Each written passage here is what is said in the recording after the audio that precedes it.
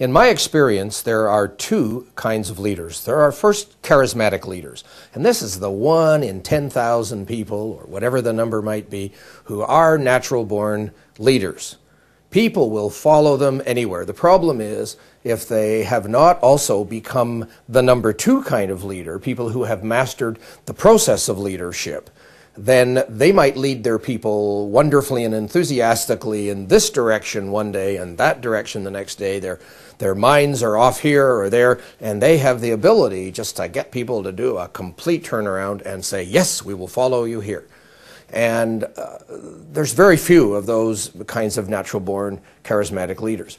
The proposition of leading a business, I think, shouldn't depend on being one of those 1 in 10,000 people.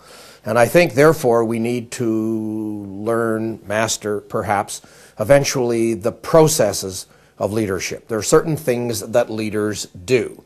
And in a perfect world, we would be people who have charismatic leadership abilities and who have also mastered the process of leadership. And that would be the ideal. But I've worked with many very effective leaders who are not charismatic at all. They don't put people to sleep, exactly, but they're not charismatic. But they have mastered the process of leadership. And that's what I work with business people all around the world so far in 50 different industries on that. And what we have determined is that the process of leadership involves creating, first, clarity in the business, clarity about what we commit to deliver. What will be the compelling customer value? What will be the customer experiences? Whether we're selling business to consumer, whether we're selling business to business, it matters not. We first have to be clear about the compelling value that we will deliver. The second area of clarity is clarity about what we commit to become. So the first is, what is our commitment to our customers? Second, what do we commit to become in this organization? How will we get there, and how will we behave along the way? And that has to do with our values and our standards, and how we're going to treat our staff, how we're going to treat the community, the planet. And so what do we commit to deliver? What do we commit to become? And how we commit to behave along the way. And so clarity is the first job of leadership.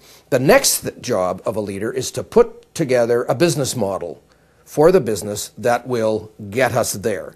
Number 3 step is to put together a team that will get us there. And then the next step is to communicate, to reinforce, and nurture the business's commitments in everything they do, say, and decide. And then their job is to look for behavior to praise. And finally, their job is to look for behavior to correct. And in a nutshell, that is the process of leadership. Clarity creates commitment, and with clarity and commitment, then and only then can we have accountability. And lack of accountability in business today is one of the biggest issues. People aren't accountable.